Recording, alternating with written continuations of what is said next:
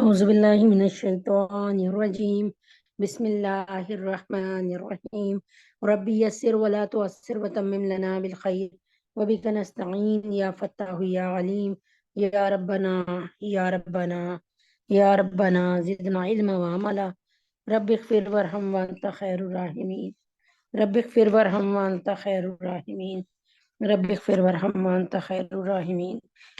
رب اشرح لي صدري ويسر لي امري واحلل عقدة من لساني يفقهوا قولي. يا ربنا زدنا علما وعملا. يا ربنا زدنا علما وعملا. رب اغفر وارحم وانت خير الراحمين. اللهم انفعني بما علمتني وعلمني ما ينفعني وزدنا علما وزدنا علما وزدنا علما وعملا. الحمد لله على كل حال واعوذ بالله من حال اهل النار. پیش خدمت ہے فضائل اعمال کا یہ سبق جو ہم الحمدللہ اللہ پاک روز پڑھوا رہے ہیں. اللہ تعالیٰ اس پر ہمیشہ جمائے رکھے اور اللہ تعالیٰ اس کو ہم سے قبول فرما لے. بس قبولیت ہو گئی تو مزے ہی مزے. اللہ تعالیٰ آپ کی جان مال ایمان میں برکت دے. پہلے سے آ کر بیٹھنے والے اللہ کی محفل میں اللہ کے بہت پسندیدہ ہوتے ہیں اور اللہ تبارک تعالیٰ نے اس کا حکم بھی دیا کہ فاستبقوا الخیرات، نیکی کے کاموں میں دوڑ لگاؤ. اور کافی اللہ تبارک تعالیٰ نے اس کی ترغیب بھی دی ہے کہ نیکی کے کاموں کی طرف آؤ. تو ویسے ہی یہ امت امر بالمعروف و نہی عن المنکر کے کام کے ساتھ ہے.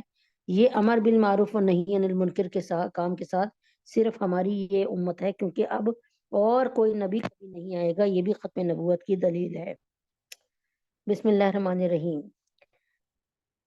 ان عقبہ بن عامر قال قال رسول اللہ صلی اللہ علیہ وآلہ وسلم الجاہر بالقرآن کالجاہر بالصدقتی والمسر بالقرآن کالمسر بالصدقہ. عقبہ بن عامر رضی اللہ عنہ نے آپ جناب صلی اللہ علیہ وسلم سے نقل کیا کہ کلام اللہ کا آواز سے پڑھنے والا اعلانیہ صدقہ کرنے والے کے برابر ہے، مشابہ ہے، جیسا ہے. یعنی عقبہ بن عامر رضی اللہ عنہ نے آپ جناب صلی اللہ علیہ وسلم سے نقل کیا کلام اللہ کا آواز سے پڑھنے والا اعلانیہ صدقہ کرنے والے کے مشابہ ہے اور آہستہ پڑھنے والا خفیہ صدقہ کرنے والے کے مشابہ ہے. اب ایک بات آپ نے ہمیشہ سے یہی سنی ہوگی، ہمیشہ سے یہی بات سنی ہوگی، ہمیشہ سے یہ بات سنی ہوگی کہ ہمیشہ سے یہی بات سنی ہوگی کہ بھائی ہمیشہ صدقہ کرو تو ایک ہاتھ سے دوسرے ہاتھ کو پتہ نہ چلے. صدقہ کرو ایک ہاتھ سے دوسرے ہاتھ کو پتہ نہ چلے. یعنی کیسے کرو صدقہ کہ ایک ہاتھ سے دوسرے ہاتھ کو پتہ نہ چلے. ٹھیک ہے، لیکن اب میں یہاں پر وہ کیا کہہ رہے ہیں، صدقہ کریں یعنی آپ دکھا کر. سمجھ آ رہی ہے؟ اب دونوں باتیں نہیں نہ سمجھ آ رہی ہوں گی. یعنی کہ ایک طرف یہ بھائی منع کیا جاتا ہے ہر وقت بھائی ایسے صدقہ کرو کہ کسی کو پتہ ہی نہ چلے کہ بھائی صدقہ کیا. ٹھیک ہے، اور دوسری طرف کہا جا رہا ہے کہ ایک طرف کہا جا رہا ہے کہ اعلانیہ صدقہ کرنے والے کے یعنی کلام اللہ کا آواز سے پڑھنے والا ایسے ہے جیسے اعلانیہ صدقہ کرنے والا. یعنی اچھائی میں بتایا جا رہا ہے، برائی میں نہیں بتایا جا رہا، اچھائی میں بتایا جا رہا ہے. میری پیاری بہنوں اس کو سمجھ لیں. میں سمجھتی ہوں کہ اعلانیہ صدقہ کرنا چاہیے. ٹھیک ہے، کس کو اعلانیہ صدقہ کرنا چاہیے وہ بھی سن لیں. اس سے پہلے نہ میری طرف سے کوئی برائی دل میں نہ لائیں. اچھا جی، جس وقت دوسروں کی ترغیب کا سبب ہو یا کوئی اور مصلحت ہو، مثال کے طور پہ میں آپ کو ایک بات بتاتی ہوں. صحیح ہے، ہم سب عورتیں ایک جگہ اس زون میٹنگ میں کی جگہ ہم اپنے ادھر گھر میں ہوں، آپ سب میرے گھر میں بیٹھی ہوں. ٹھیک ہے، اس کے بعد ایک عورت غریب آتی ہے جو کہ کہتی ہے کہ بھائی میں بہت زیادہ برے حال سے ہوں، پریشان ہوں، تو میری حالت پہ رحم کریں اور مجھے نا کیا کہتے ہیں کچھ دے دلا دیں. اب کوئی بھی نہیں اٹھ رہا، کوئی ایک بھی نہیں کر رہا. تو یہ آپ کو پتا ہے کہ یہ عورت کبھی مانگنے نہیں آتی تھی، آج مانگنے آئی ہے. تو اس کو یہ کوئی دھوکہ نہیں ہے، فریب نہیں ہے. لیکن اس بیچاری کا کیا ہوا، کوئی مصیبت آ گئی، میاں اس کا خدا نہ خواستہ اس کا انتقال ہو گیا یا بیمار ہو گیا یا کوئی ایسی مصیبت آ گئی، کوئی دھوکا ہو گیا ان کے ساتھ. آج کل تو دھوکے آپ کو پتہ ہے بہت زیادہ ہو رہے ہیں. یا کوئی بھی آپ کہہ لیں کہ اس کو اس کے ساتھ کوئی ایسا مسائب ہوا، یعنی کوئی ایسے اس کے ساتھ بیچاری کے ساتھ پریشانی ہوئی، تو کیا کرنا ہے؟ اب آپ میں سے کوئی بھی نہیں اٹھ رہا. ایک مثال دے رہی ہوں، ہمارے میں سے کوئی ایک عورت یا میں اٹھتی ہوں اور اس کو جو ہے جاتی ہوں اور مطلب یا اپنے پرس سے نکال کے اس کو دے دیتی ہوں، چلے 1000 دیا یا کچھ دیا. تو اس کے بعد میرا دیکھی کہ بھائی انہوں نے دیا ہے، یہ ہمیں سبق پڑھاتی ہیں، ہمیں بھی دینا چاہیے. مثال، یہ صرف ایک مثال ہی ہے. تو کیا کیا آپ نے؟ اٹھ کے بڑھ کے آپ سب نے دیا. ہوتے ہوتے اس کے بعد 10 15 ہزار 20 ہزار روپے ہو گئے، اور اب اس کے گھر کا خرچہ انشاءاللہ آسانی کے ساتھ چل سکتا ہے. تو کہنے کا کیا مطلب ہے؟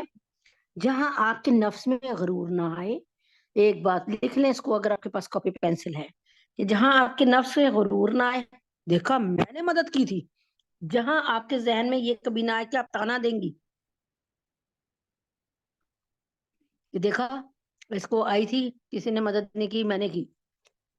جہاں نفس میں غرور نہ ہے، جہاں تانا نہ، آپ کو پتا ہو کہ آپ کے نیچر میں تانا نہیں ہے، اور ترغیب کے لیے، ابھارنے کے لیے، دوسروں کو انسپائر کرنے کے لیے آپ یہ کام کر رہی ہیں، تو بھائی آپ کو پھر اعلانیہ صدقہ کرنا چاہیے، تاکہ آپ کلام اللہ کو، قرآن کو آواز سے پڑھنے والے جو ہے وہ اعلانیہ صدقہ کرنے والے کے برابر. سمجھ آ گئی ہوگی انشاءاللہ. بعض اوقات آہستہ پڑھنا افضل ہوتا ہے جہاں دوسروں کو تکلیف ہو. اب دیکھیں نا، یہ نہیں ہے اب آپ کی امی سو رہی ہیں پاس، یا ایک مثال کے طور پہ آپ کے میاں صاحب میں سے سو رہے ہیں، اب آپ تیز تیز قرآن پڑھنے لگیں، جی باجی نے بتایا تھا کہ اعلانیہ پڑھو. نہیں، ان چیزوں کا تو خیال رکھنا ہے نا، کہ کوئی سو رہا ہے، کوئی یا کہیں بے ادبی ہو رہی ہے قرآن کی، گانے لگے ہوئے ہیں، یا بہت زور زور سے ہنس رہے ہیں، مذاق کر رہے ہیں لوگ، ہو جاتا ہے نا بعض دفعہ، تو بھائی وہاں سے اٹھ کے چلے جائیں. ایسی جگہ قرآن پڑھیں جہاں آپ کو آسانی سے قرآن پڑھنے کا ہو، اور آپ کو سکون سے پڑھنے، اور قرآن کی بے حرمتی بھی نہ ہو. اچھا، اب بعض اوقات آہستہ پڑھنا افضل ہوتا ہے جہاں دوسروں کو تکلیف یا ریاکاری کا احتمال وغیرہ ہو. اب جیسے آپ کے ذہن میں آئے میں تو بڑا اچھا قرآن ہی پڑھتی ہوں، میں سب کے درمیان بیٹھوں گی، ہو آ جاتا ہے نا، نفس کا غرور ہے، یہ آ جاتا ہے. تو ایسے وقت میں پھر آپ کیا کریں؟ ایسے وقت میں یہ کریں کہ آپ ذرا سا ہٹ کے پڑھ لیں، کسی اور کمرے میں جا کے، کسی اور جگہ، یا پھر دل میں پڑھیں. اور اگر کسی کو سنا رہی ہیں معلم وغیرہ کو فون وغیرہ پہ، تو کوشش کریں کہ وہاں سے اپنی جگہ کو چینج کر لیں. اور بعض اوقات یہ ہوتا ہے کہ یہ مناسب ہو جاتا ہے کہ آپ پڑھیں، اور اس میں آپ کے نفس میں بھی غرور نہیں آ رہا، کوئی اور بھی باتیں نہیں کر رہا آہستہ سب. تو پھر کیا ہے؟ یعنی یہ حالات کے ساتھ ہے. آہستہ پڑھنے کی فضیلت پہ بہت سے لوگوں نے خود اس صدقہ والی حدیث سے یہ بات سمجھ لی ہے کہ ہم آہستہ پڑھیں گے تو ایسے ہے کہ جیسے ہم نے چھپا کر صدقہ کیا.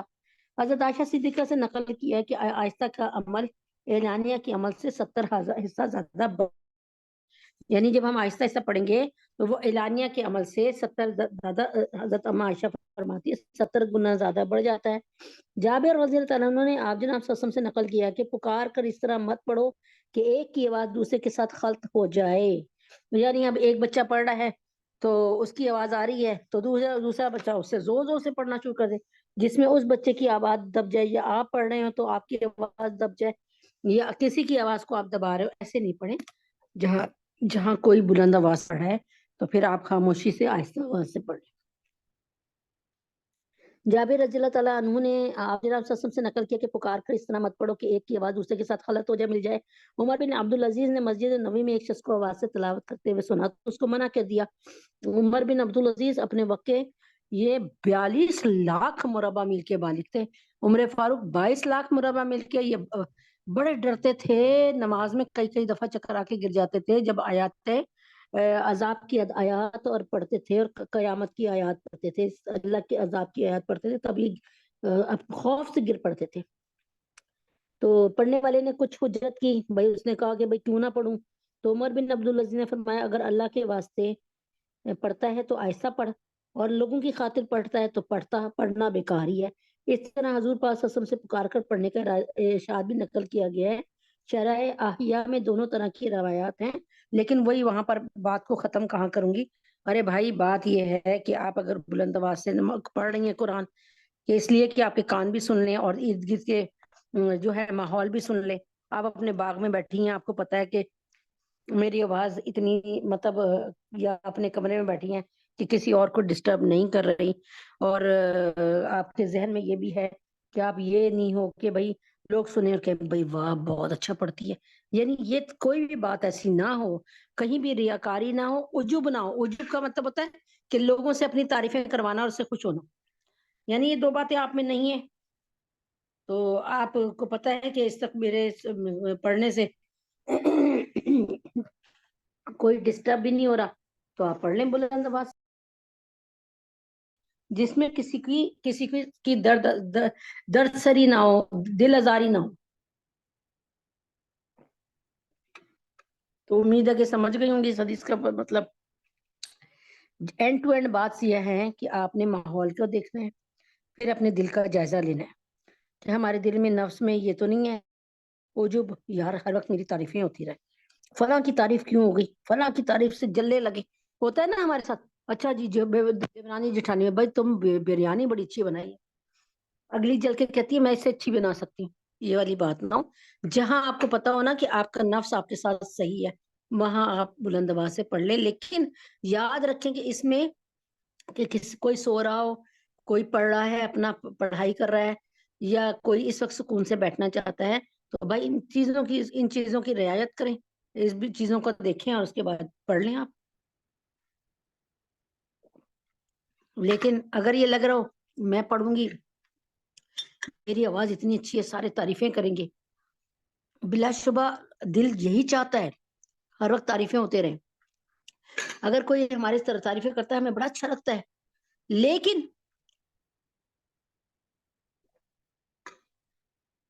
لیکن ایک بات ہے کہ جو تعریف ہے نا، وہ تعریف ہمیں جو ہے ہمارے دل میں اگر تکبر لے کے آتی ہے، نہیں میں میرا بیان، لوگ میرا بیان سنتے ہیں، وہ بہت تعریفیں کرتے ہیں یہ وہ، اگر تو سمجھ لیں کہ آپ یا میں یہ سوچتی ہوں یار یہ واقعی دیکھا میں نے یہ کتنا اچھا جو ہے بات کی، میں نے کتنا اچھا بیان کیا، تو بھائی یہ نفس کی باتیں ہیں، نفس کی باتیں ہیں، نفس کی باتیں. کیا سوچ ہو سکتی ہے؟ دیکھیں ایک سوچ یہ ہو سکتی ہے کہ میرا جو بیان ہو وہ ایسا ہو کہ غیر مسلم بھی سن لے تو مسلمان ہو جائے.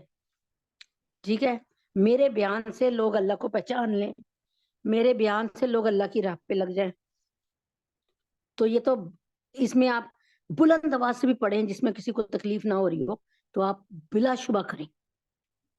لیکن اگر آپ کے نفس آپ کو کہہ رہا ہے یار تیری دیکھا کیسا اچھا، وہ فلاں بھی رو رہی ہے تیرا بیان سن کے، میں آپ یقین کریں یہ شیطان ایسا منحوس ہے کہ جب بیان دے رہی ہوتی ہوں، میں فزیکل بیان دے رہی ہوتی ہوں نا زیادہ تر، تو کوئی عورتیں رو رہی ہوتی ہیں، یہ بڑی غور سے سن رہی ہوتی ہیں، یہ بڑا کہتی ہیں بھائی بہت اچھا بیان دیا.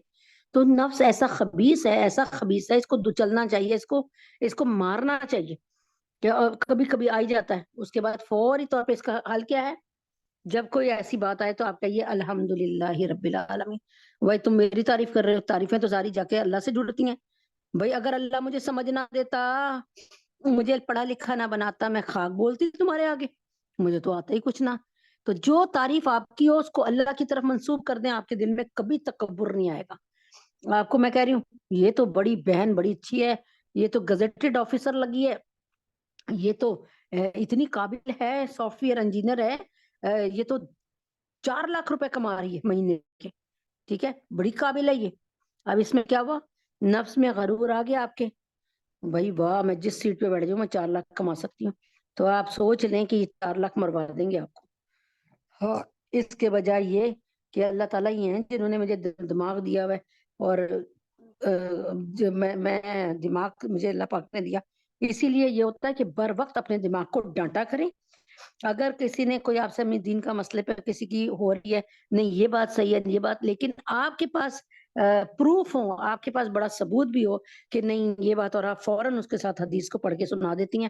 ایک مثال یہ ہے نا کہ آپ کسی سے کہہ رہی ہیں مردوں میں کہ بھائی آپ اپنے جو گٹے ہیں اس کو ننگے کریں، مردوں کے گٹے ننگے ہونے چاہیے اور عورتوں کے گٹے ڈھکے ہونے چاہیے. اللہ تبارک تعالیٰ کے نبی نے فرمایا ماس والا میں نہیں. اب وہ کہ مجھے دکھاؤ، تو تم ایسی اپنی طرف سے لگا رہی ہو بڑی آئی ہو مولون، ٹھیک ہے، اور اس کا کیا کیا ثبوت ہے؟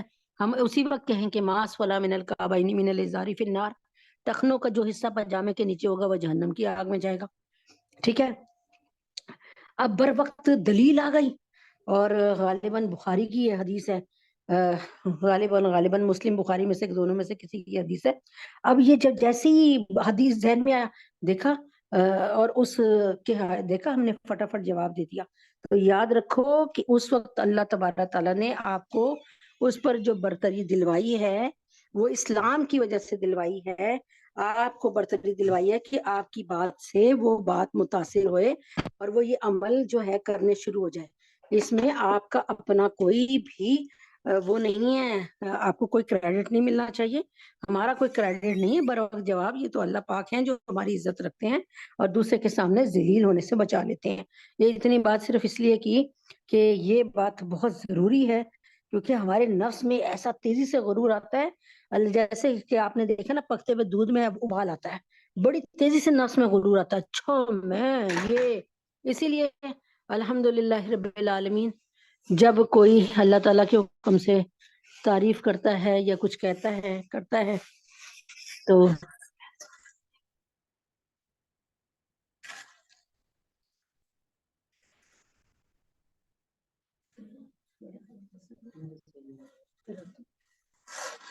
تو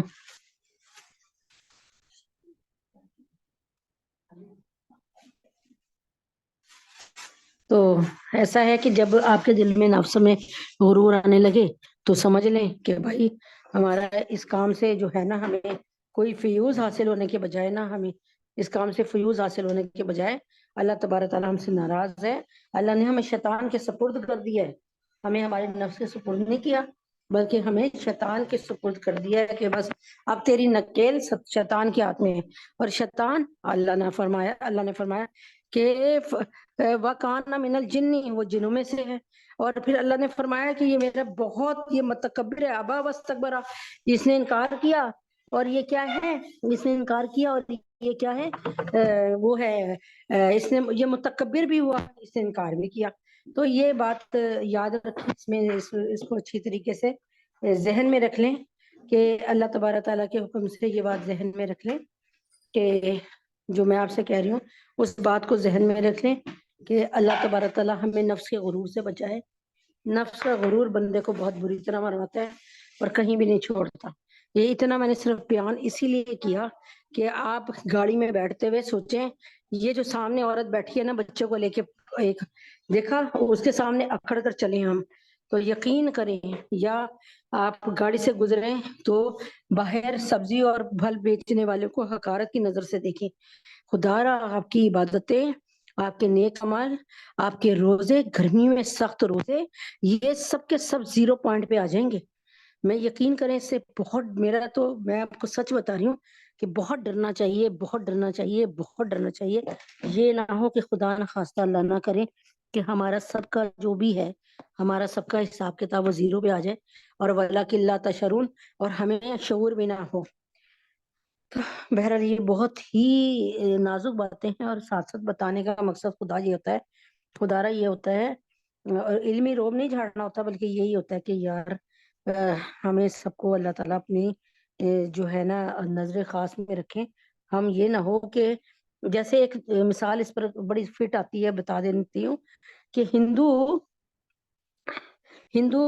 جو ہے، ایک ہندو ہیں وہ کتنے نہاتے ہیں دھوتے ہیں اور اپنے بھگوان کو وہ چڑھاوے بھی چڑھاتے ہیں، سونا چاندی بھی چڑھاتے ہیں، ان کے ہار بھی ڈالتے ہیں جا کے، اور کچھ پکا کے بھی لے جاتے ہیں ہندو لوگ اپنے، یعنی بت پرست مورتی پوجا کرنے والے.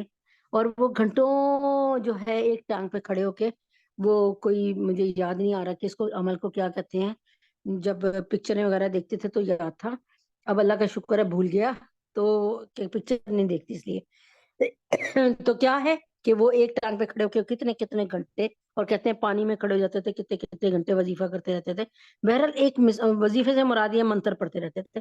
تو کہنے کا یہ مطلب ہے، لیکن وہ کیا کر رہے ہیں، ان کی عبادتوں کا رخ بالکل ان کو کوئی بھی جنت میں حصہ نہیں دلا سکتا. اس کی مثال یوں ہی ہے کہ آپ نے کراچی جانا ہے اور آپ کی ٹرین کو دائیں ہاتھ پہ مڑنا چاہیے، سیدھا جانا چاہیے. مثال کے طور پہ آپ کی ٹرین سیدھی جائے گی تو کراچی پہنچے گی. آپ نے بہت خوبصورت ٹرین کا انتخاب کیا، اے سی والے ڈبے تھے، کھانے پینے کا سامان تھا، ویٹرز آپ کو بار بار پوچھ رہے تھے، لیکن آپ نا جا کس طرف رہی ہیں، بجائے سیدھے جانے کے آپ دائیں ہاتھ یا بائیں ہاتھ جا رہی ہیں.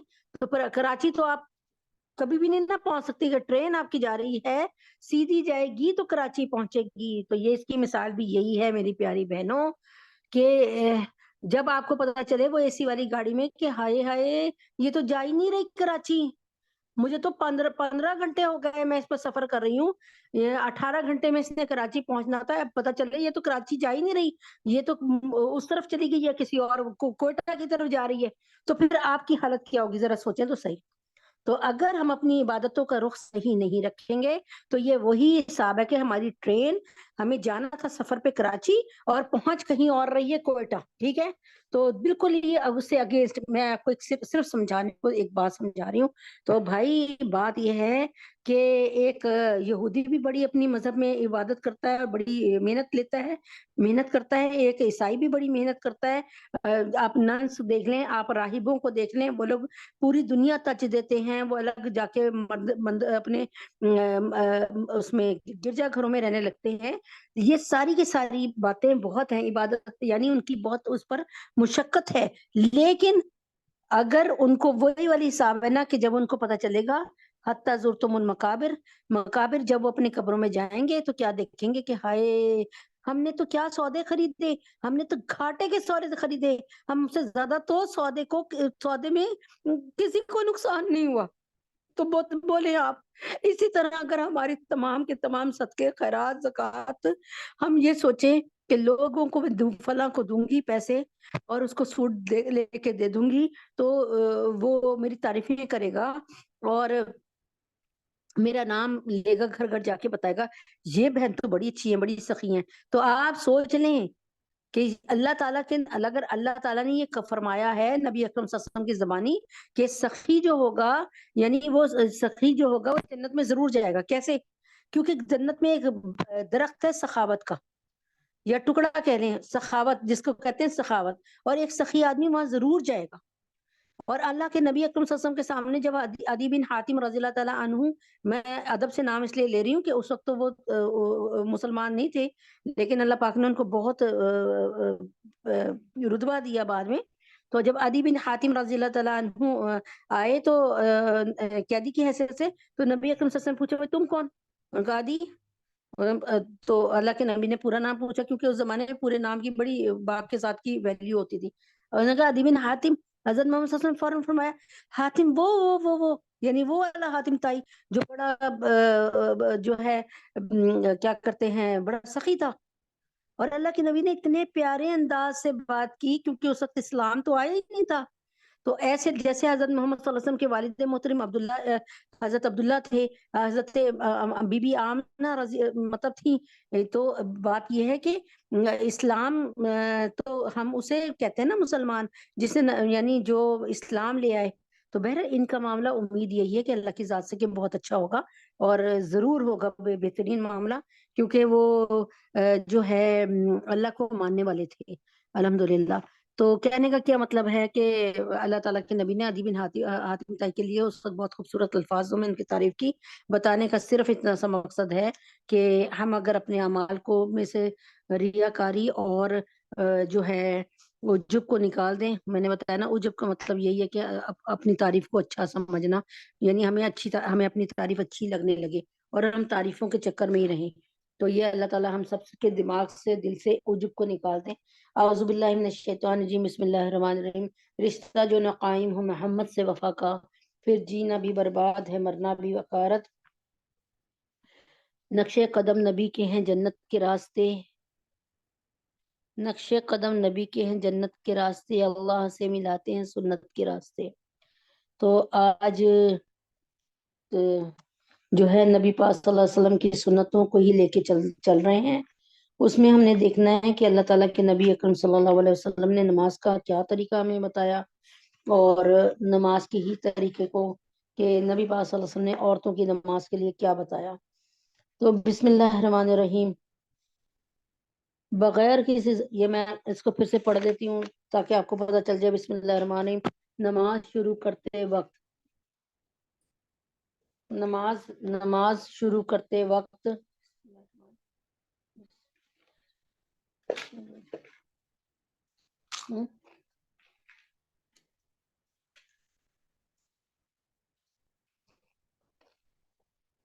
نماز شروع کرتے ہوئے دل میں نیت کر لیں میں فلاں نماز پڑھ رہی ہوں. زبان سے نیت کے الفاظ کہنا ضروری نہیں ہے. دونوں ہاتھ دوپٹے سے باہر نکالے بغیر کندھوں تک اس طرح اٹھائیں. دیکھیں ایک بات یاد رکھیں کہ آپ نے پوری نماز دوپٹے کے اندر ہی پڑھنی، یعنی پوری نماز اپنے ہاتھوں کو دوپٹے کے اندر ہی رکھنا ہے اور دوپٹے سے اپنے آپ کو اچھی طرح ڈھک کے رکھنا ہے. دونوں ہاتھ دوپٹے سے باہر نکالے بغیر کندھوں تک اس طرح اٹھائیں گے ہتھیلیوں کا رخ قبلہ کی طرف ہو اور انگلیاں اوپر کی طرف سیدھی ہوں.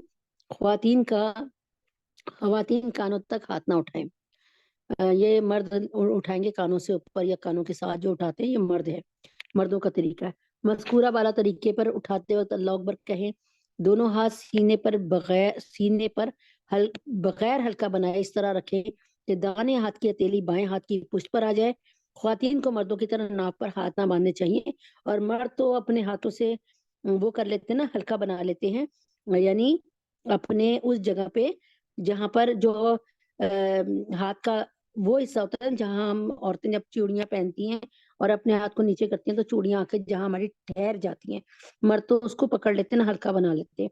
لیکن عورت کے لیے ہے کہ بائیں ہاتھ پر دائیں ہاتھ کو رکھے اور جو ہے وہ سینے پر رکھے، ناف پہ نہ رکھے. اکیلے نماز پڑھنے کی حالت میں پہلی رکعت میں سبحانک اللہم یعنی پوری پڑھیے ثنا. اس کے بعد اعوذ باللہ من الشیطان الرجیم، اس کے بعد بسم اللہ الرحمن الرحیم پڑھیں. اس کے بعد سورۃ الفاتحہ پڑھیں اور جب ولضالین کہیں اس کے بعد فوراً آمین کہیں. اس کے بعد بسم اللہ الرحمن، کیونکہ اللہ کے نبی اکرم صلی اللہ علیہ وسلم نے فرمایا ہے کہ ایک منٹ ٹھہریں، جس ایک حدیث سے پاک ہے جس کا ان ختمہ بالقرآن ان ختمہ بھی آمین فقط اوجبہ.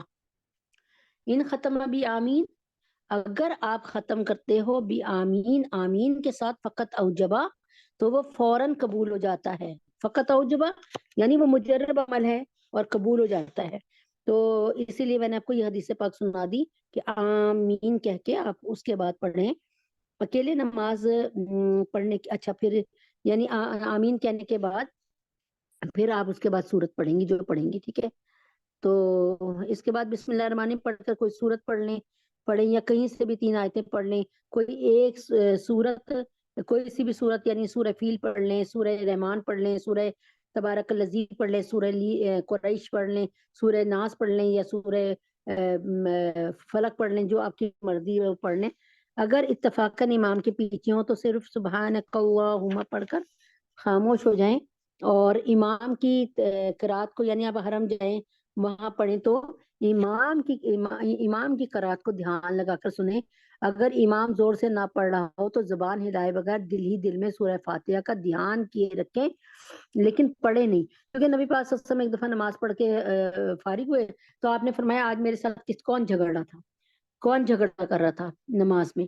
تو سارے صحابہ بڑی حیران ہوئے کہ بھئی جھگڑا تو ظاہر ہے نبی، اور وہ بھی نبی پاک صلی اللہ علیہ وسلم سے صحابہ جھگڑا کریں گے.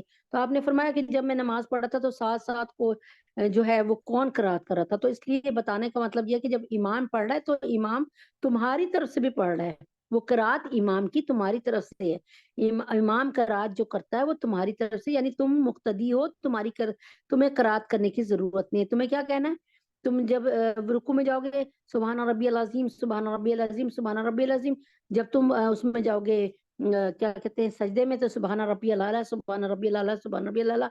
और जब आप तशहुद में बैठेंगी, यानी आप जब उसमें बैठेंगी आप कादा में, तो आप तशहुद पढ़ेंगी अत्तहियात से जहां तक अगर खत्म करनी है तो आपको पता है पूरा उसके बाद सलाम फेरेंगी। तो अगर आपने 4 रकात नमाज पढ़ी तो 2 रकात के बाद रब रसूलहू पे जो है हम इमाम भी हमारा जो है वो अपनी तशहुद पढ़ लेंगे और हम भी पढ़ लेंगे, फिर खड़े होंगे, फिर तीसरी और चौथी रकात नमाज पढ़ेंगे। बहरहाल इस वक्त तो ये बात की बातें हैं, ज्यादातर फोकस करें कि आपकी इनफरादी नमाज कैसी हो। जब खुद किरात कर रही हो तो सूरह फातिहा पढ़ते वक्त बेहतर यह है कि हर आयत पर रुक कर सांस तोड़ें, फिर दूसरी आयत पढ़ें। कई कई कई आयतें एक सांस में ना पढ़ें, ऐसे ना पढ़ें अल्हम्दुलिल्लाहि रब्बिल आलमीन अर्रहमानिर रहीम मालिकि यौमिद्दीन इय्याका नअबुदु व इय्याका, ऐसे नहीं पढ़ें, बल्कि ठहर ठहर के सांस तोड़ तोड़ के सिर्फ सूरह फातिहा के मुतालिक ये क्या है, बाकी क्या है। इसी तरह पूरी सूरत फातिहा पढ़े, लेकिन इसके बाद की करात में एक सांस में एक से ज्यादा आयतें भी पढ़ लें तो कोई हर्ज नहीं। और ख्वातीन को हर नमाज में अल्हम्दु शरीफ और सूरह वगैरह सारी चीजें आहिस्ता आहिस्ता पढ़नी चाहिए। और ख्वातीन को ये नहीं कि वो घर में बैठी नमाज पढ़ी है तो बुलंद आवाज से, ऐसे नहीं। मस्जिद में भी अगर पढ़नी है तो जाहिर है वो तो इमाम के ताबे हैं। बगैर किसी जरूरत के जिस्म के किसी हिस्से को हरकत ना दें। अल्लाह के नबी अकरम सल्लल्लाहु अलैहि वसल्लम यानी साहबा जब नमाज पढ़ रहे होते थे तो परिंदे उनको बेजान समझकर आ जाते थे। इतनी इतनी देर तो वो किरात करते रहते थे उसमें बैठे हुए कयाम में। तो बगैर किसी जरूरत के जिस्म के किसी हिस्से को हरकत ना दे, जितने सुकून के साथ खड़ी हो उतना ही बेहतर है। अगर खुजाने वगैरह की जरूरत हो तो सिर्फ एक हाथ इस्तेमाल करें, और वो भी सख्त जरूरत के वक्त और कम से कम। यानी ये हमारे काट साहब ने भी हमें यही बताया था कि अगर आपको किसी वक्त खुजली हो रही हो या आपका कोई दुपट्टा आपके सर से सिरक रहा हो, या ये होता है ना कि बाज दफा कि आपने जल्दी में शलवार पहनी और उसको वो बाद में तकलीफ दे रही है, और एक तो पांचा भी जो है उठ रहा है ऊपर से, या कहीं से कोई चीज गड़ रही है, तो उस वक्त क्या करें, एक हाथ को अपनी प्लेस पे रखें, एक हाथ को अपनी जगह पे रखें। अब देखिए अगर आपको दाएं हाथ पे खुजली हो रही है या काम करना दाएं हाथ का है तो दाएं तरफ है, तो दाएं हाथ को हिलाएं उसको, और लेकिन बायां हाथ स्टिल आपके सीने पे बंधा होगा, ठीक है ना। यानी एक हाथ से करें, अगर खुजाने वगैरह की जरूरत हो तो सिर्फ एक हाथ इस्तेमाल करें, वो भी सख्त जरूरत के वक्त और कम से कम। यानी देखने वाला ये ना समझे कि कहीं आप नमाज ही नहीं पढ़ खड़े हैं ऐसी, ठीक है, ये नहीं होना। अच्छा, जिस्म का सारा जोर एक पांव पर देखकर दूसरे पांव को इस तरह छोड़ देना कि इसमें खम आ जाए, जरा सा टेढ़ा कर लें और एक पर सारा जिस्म छोड़ दें, नमाज के अदब के खिलाफ है ये तरीका। ऐसे अदब खड़े हों जैसे कि होना चाहिए, इससे परहेज करें। या तो दोनों पांव पर बराबर जोर दें या एक पांव पर जोर दें, तो इस तरह के दूसरे पांव में खम पैदा ना हो, यानी जरा सा भी टेढ़ पैदा ना हो, ठीक है, यानी दूसरे में कर्व ना आए। जमाई आने लगे तो उसको रोकने की पूरी कोशिश करें। अल्लाह के नबी अकरम सल्लल्लाहु अलैहि वसल्लम ने क्या फरमाया इसको सुन लें पहले। मैं अच्छा भी आपको बताती हूँ जमाई के मुतालिक। जमाई आने लगे तो उसको रोकने की पूरी कोशिश करें, वरना निचले होठ के किनारे को 2 दांतों तले दबा लें। जमाई मुंह खोले बगैर खत्म हो जाएगी, यानी निचले होठ को ऊपर वाले होठ से ऊपर वाले दांतों से दबा लें, ऐसे कर लें बिल्कुल, तो जमाई रुक जाएगी, मुंह खोले बगैर खत्म हो जाएगी। खड़े होने की हालत में नजरें सजदा की जगह पे रखें, इधर इधर या सामने देखने से परहेज करें। कई कभी आप इधर देख रही हैं, इधर देख रही हैं, उधर देखिए। बल्कि 2 बातें हैं उसको सुन लीजिए। एक तो ये है कि जब आप खड़ी होंगी अल्लाह पाक के हुक्म से नमाज पढ़ने, आप कयाम में होंगी ना, जब आप सूरह फातिहा पढ़ेंगी और ये सूरत में लाएंगी और सना पढ़ेंगी, उस वक्त आपकी निगाह आप पढ़ते हुए आपके सजदे की जगह पे होगी, जहां पर आपने सजदे में उतरना है, सजदे में जाना है। एक बात हो गई। उसके बाद जब आप दूसरा काम करेंगी, क्या करेंगी उसके बाद, अगर जब आप यानी उस वक्त सजदे की जगह पे हो, और अगर उसके बाद आप रुकू में आएंगी तो रुकू में आप अपने अंगूठे दोनों पाँव के अंगूठों पे, यानी पैरों पे देखें, बेहतर ये है कि दोनों पाँव के अंगूठों को देखें क्योंकि वो करीबी करीब होते हैं, तो ये जो है बेहतरीन अमल है, ठीक है। यानी इससे क्या है, खुशू और खुजू से नमाज नसीब होगी, आपकी तवज्जो इधर उधर नहीं जाएगी, और बस क्या है, رکوع میں گئی ہیں تو اپنے پاؤں کے دونوں پاؤں کے انگوٹھوں کو دیکھیں، ٹھیک ہے، یعنی پیروں پہ نظر رکھیں۔ تیسری بات، جب آپ تشہد پڑھ رہی ہوں، یعنی التحیات للہ وہ پڑھ رہی ہوں، تو اس وقت آپ کا کام کیا ہے کہ آپ اپنی اس پہ جھولی پہ نظر رکھیں، جھولی پہ، یعنی وہ جھولی جو آپ کی اس وقت بیٹھتے میں ایک جھولی سی بن جاتی ہے نا، وہ اس طرف اپنے قادم میں بیٹھے ہوئے اس طرف نظر رکھیں، اور اس پر آپ جب ٹکا لیں گی نظر تو آپ کی نماز میں اتنا خشوع اور خضوع پیدا ہوگا، یقین کریں ایک تابعدار غلام ایسے ہی بیٹھتا ہے مالک کے سامنے نظریں جھکا کے۔ تو امید ہے کہ آپ کو میری بات سمجھ آ گئی ہوگی انشاءاللہ العزیز۔ ایک بات یہ بتانی تھی، تو ہاں، کہ بس اس طریقے سے نماز سب پڑھیں۔ اور ایک بات اور ذہن میں تھی اور وہ بالکل ذہن میں نہیں اب رہی، تو اس طریقے سے نماز پڑھیں گی تو انشاءاللہ آپ کو پورا دھیان نماز کی طرف رہے گا، ادھر ادھر نہیں جائے گا، اور یہ سب سے بڑی اچھی بات ہوگی کہ آپ کا دھیان جو ہے نماز سے ادھر ادھر نہ جائے۔ اس کو کہتے ہیں خشوع اور خضوع والی نماز۔ تو اور صحابہ ایسے ہی پڑھتے تھے، صحابہ ایسے ہی پڑھتے، ایک صحابی رسول صلی اللہ علیہ وسلم تھے، وہ ان کے قریب ان کا بچہ بیٹھا ہوا تھا، اور بچہ نا بچے کو ان کے پاس سانپ آ گیا، اور سانپ نے نا بچے کو کہتے ہیں ایک حصار میں لے لیا، وہ نہیں ہوتا کنڈلی بنا لیتا سانپ، تو گھر والوں کی چیخیں نکل گئی، اور گھر والے ماں چیخ رہی ہے، گھر والے چیخ رہے ہیں، اور وہ صحابی جو ہے بڑے آرام سے نماز پڑھے چلے جا رہے ہیں، 2 رکعت نماز انہوں نے ختم کی اتنی دیر میں، اور اس وقت کہتے ہیں مجھے نا تھوڑی تھوڑی تم لوگوں کی نا ایسی آوازیں سی ہلکی ہلکی آ رہی تھی، حالانکہ وہ لوگ چیخ رہے تھے باقاعدہ، وہ پتہ نہیں کہاں کھوئے ہوئے تھے۔ آپ دیکھیں وہ صحابی اللہ کی یاد میں ایسے کہہ رہے ہیں مجھے کچھ ہلکی ہلکی سی آوازیں آ رہی تھی، تو پھر صحابیہ نے بتایا کہ بھائی وہ تو بچہ جو تھا اس کو سانپ، کہنے کہ پھر کیا ہوا، کہنے کہ پھر اللہ تبارک تعالیٰ کے حکم سے وہ سانپ کو ہم نے مارا گیا سانپ اللہ کے حکم سے، اور بچہ بچ گیا۔ یعنی ایسی ہی دیکھیں، ورنہ جب وہ کہہ رہی ہوں گی تو صحابیہ ایسی چیز کہہ رہی ہوں گے نا، ہاں سانپ آ گیا، اس کو پکڑ لیا، بچاؤ اس کو، لیکن وہ صحابی ایسے مزے سے نماز پڑھ رہے ہیں کہ جیسے ان کو فکر ہی کوئی نہیں ہے، بچہ بھی کسی اور کا غیر کا ہے۔ تو بہرحال نماز ایسی ہونی چاہیے، یہی نمازیں ہیں جو اللہ سے منوا لیتی ہیں، یعنی ایسی ہی نمازیں ہیں جو یہ اللہ تعالیٰ سے کچھ نہ اپنے مقصد کو حل کروا کر ہی لوٹتی ہیں، یہ نمازیں ہیں، ہماری طرح کی نماز نہیں ہے، میری نماز کی طرح کہ لو جی دنیا کی پوری خبروں کے ساتھ نماز پڑھیں، اچھا کیا کرنا ہے، ارے وہ کام بھی کرنا تھا، اس کو فون بھی کرنا تھا، اسے یہ منگوانا تھا، اس کو یہ دینا تھا، چولہے پہ ہانڈی چڑھی ہے اس کو بھی دیکھنی تھی، ہائے اللہ کتنی دیر ہو گئی کہیں جل نہ جائے، ایسی ناکارہ سی نماز ہوتی ہے بہرحال۔ تو بسم اللہ الرحمن الرحیم۔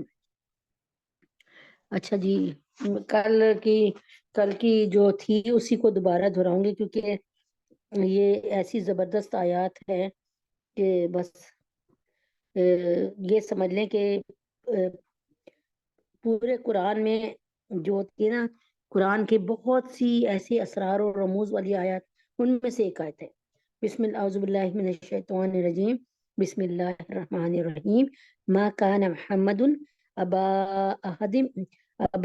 احد من رجالکم ولکن رسول اللہ وخاتم النبیین، محمد صلی اللہ علیہ وسلم تمہارے مردوں میں سے کسی کے باپ نہیں ہے، یعنی محمد صلی اللہ علیہ وسلم جو ہے ان کا کوئی بچہ بیٹا جو نہیں، بیٹا وہ کوئی بھی نہیں ہے، یعنی جو بیٹے تھے وہ مر گئے۔ اب محمد صلی اللہ علیہ وسلم کے روحانی بیٹے ہر جگہ موجود ہیں، روحانی بیٹے جن سے روح کا تعلق ہوتا ہے، جسمانی بایولوجیکل بیٹے نہیں، نبی اکرم صلی اللہ علیہ وسلم کے نبی اکرم صلی اللہ علیہ وسلم ہمارے روحانی باپ ہیں۔ محمد صلی اللہ علیہ وسلم تمہارے مردوں میں سے کسی کے باپ نہیں ہے، لیکن اللہ کے رسول اور نبیوں کے ختم پر ہے۔ یعنی یہ کتنی خوبصورت دلیل، میں نے آپ سے کہا نا 100 جگہ اللہ تعالیٰ نے یہ دلیل دی ہے کہ نبی محمد صلی اللہ علیہ وسلم میرے آخری نبی ہیں۔ میں نے جب نبیوں کو پیدا کیا تو سب سے پہلے at the top of the list, سب سے پہلے جو میں نے پیدا کیے جن کی روح کو، وہ نبی اکرم صلی اللہ علیہ وسلم، لیکن دنیا میں آنے اور نبی کی حیثیت سے آنے میں نبی اکرم صلی اللہ علیہ وسلم سب سے آخر میں آئے، اور ان پر نبوت کا تتمہ ہو گیا، یعنی اب کوئی اور نبی نہیں آئے گا سمجھانے کے لیے، یہ کام آپ نے اور میں نے کرنا ہے، اور یہ کام کس کا ہے؟ یعنی اگر آپ کے میاں کسی آفس میں گزیٹڈ آفیسر ہیں اور ان کی ماشاءاللہ سے اچھی 21 گریڈ پہ کام کر رہے ہیں آپ کے میاں، تو تو اگر جیسے آپ کے میاں کو کوئی چھٹی چاہیے تو میرے میاں کہیں یا میں کہوں جی اچھا میں ان کا کام کر دیتی ہوں آفس میں بیٹھ کے، تو آپ دیکھ لیں کہ پھر وہ تنخواہ، اگر میں نے ان کا کام پکڑا یا میرے میاں نے یا آپ میں سے کسی نے، تو تنخواہ ہمیں بھی 22ویں گریڈ کی ملے گی۔ اگر ہم اس طرح کا کام کریں گے تو ہمیں بھی وہی 21-22 گریڈ کی ملے گی۔ بتانے کا مقصد یہ ہے کہ نبی اکرم صلی اللہ علیہ وسلم دنیا سے رخصت ہو چکے ہیں، اب تا قیامت وہ واپس نہیں آئیں گے اس دنیا میں، اب وہ کبھی بھی دنیا میں نہیں آئیں گے۔ اب محمد مصطفیٰ احمد مصطفیٰ صلی اللہ علیہ وسلم کا کام میں نے اور آپ نے کرنا ہے، ہمارے بچوں نے کرنا ہے۔ اور جب ہم اس روشنی کو لے کے پھریں گے اور ہم اس کا دیا جلا دیں گے، تو یاد رکھیں میری پیاری بیٹیوں، بہنوں، دوستوں، ایک دیا جلانا مشکل ہے، دیے سے دیا جلانا کوئی کام نہیں ہے۔ آپ کو سب سے پہلے آگ گھر میں نہیں ہے، ماچس نہیں ہے، ایک موم بتی جلا، آپ نے جو ہے لائٹ نہیں آ رہی، ایک موم بتی کو جلانے کی ضرورت پڑے گی، ایک دیا جلانے کی ضرورت پڑے گی۔ اس جلے ہوئے سے آپ کروڑوں دیے جلا سکتی ہیں، اربوں خربوں دیے جلا سکتی ہیں، لیکن جب تک ایک موم بتی یا ایک قندیل روشن نہیں ہوگی تو میری بیٹیوں، میری دوستوں، میری بہنوں، پھر ایک اس سے آگے کوئی اور بھی قندیل روشن نہیں ہوگی، کوئی موم بتی نہیں جل سکتی۔ تو یہاں پر بتانے کا کیا مقصد ہے کہ اگر ہم سارے مل کر اس بات کا پکا ارادہ کر لیں، تہیہ کر لیں کہ آج کے بعد ہم جس سے بھی بات کریں گے نا، ہم فون پہ بھی بات کریں گے تو ہماری فون پہ گفتگو کیا ہوگی کہ بھائی آ جاؤ بہن، ختم نبوت کے کام سے جڑ جاؤ، اللہ کے دین کو عام کرنے کے چکر میں ہو جاؤ۔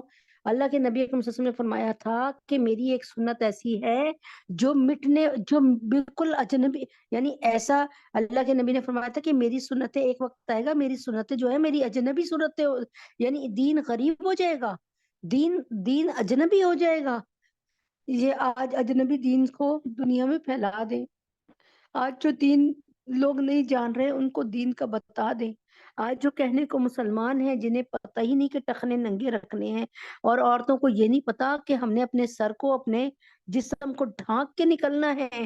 آج اگر آپ رول ماڈل بنتی ہیں، آپ کے بیٹے داڑھی رکھتے ہیں، سر پہ ٹوپی رکھتے ہیں، اپنے پانچوں کو اوپر کرتے ہیں، 5 وقتہ نمازی، اذان اس کے مسجد کے بنتے ہیں، تو یقین کریں میری بہنوں، دل پر ہاتھ رکھ کر سنیں، صحابہ لمبی چوڑی میری طرح سے تقریریں نہیں کرتے تھے۔ صحابہ کے پاس عمل تھا، ان کو تقریر کی صحابہ کے پاس عمل تھا، ان کو تقریر کی ضرورت نہیں تھی، ادھر ادھر کی باتیں مارنے کی ضرورت نہیں تھی۔ میں اپنی زبان میں کہہ رہی ہوں جیسے ہم کرتے ہیں۔ ان کے پاس کیا تھا؟ وہ جاتے تھے دوسرے کے پاس، وہ کہتے تھے کولو بھی مسلی، کولو بھی مسلی، وہ صرف وہ سب کیا کہتے تھے؟ وہ کہتے تھے کونو بھی مسلی، کونو بھی مسلی، ہو جاؤ ہماری طرح، ہو جاؤ میری طرح، بس، کیونکہ وہ رول ماڈل تھے، ان کو پتا تھا کہ وہ رول ماڈل ہیں، وہ کہتے تھے کونو بھی مسلی، ہماری طرح، میری طرح ہو جاؤ، میری طرح ہو جاؤ، کیونکہ اس صحابہ میں وہ تمام اوصاف تھے جو آپ جناب صلی اللہ علیہ وسلم میں تھے، سوائے نبوت کے باقی سارے اوصاف ان میں بھی تھے۔ تو وہ نبی پاک صلی اللہ علیہ وسلم کا عکس تھے، وہ نبی پاک صلی اللہ علیہ وسلم کی تصویر تھے۔ تو اب ہمارے لیے کیا ہے کہ میں تو کبھی بھی یہ نہیں کہہ سکتی کہ میری طرح ہو جاؤ، مجھے کوئی کہتا بھی ہے کہ ہم آپ کی طرح ہو جائیں، دعا کریں، میں ہرگز مت کرنا، مجھے نہیں پتا کہ مجھے کہیں جہنم میں پکڑ کے اللہ ڈال دے، کیونکہ بھائی یہ تو بہت مشکل کام ہے دنیا میں صحابہ کی طرح رہنا۔ صحابہ معیار ہے، صحابہ معیار ہیں، صحابہ میرڈ ہیں، ہمارا یعنی ہمیں ایک جو صحابہ نے میرٹ دے دیا نا، اللہ کی قسم صحابہ نے ہمیں ایسا میرٹ دے دیا ہے جس کو ہم کبھی بھی اچیو نہیں کر سکتے، کبھی بھی حاصل نہیں کر سکتے۔ کوئی پوری دنیا کے بندے بھی مل جائے نا تو ایک صحابی کا مقابلہ نہیں ہو سکتا۔ میں کوئی ایسی بات ادھر ادھر کی مار نہیں رہی ہوں، آپ اس میں مطالعہ کر لیں، اور میری بات 100 میں سے 200% صحیح ہے الحمدللہ۔ تو یہاں پر اللہ تعالیٰ نے فرمایا محمد صلی اللہ علیہ وسلم تمہارے مردوں میں سے کسی کے باپ نہیں ہے، لیکن اللہ کے رسول اور نبیوں کے ختم پر ہیں۔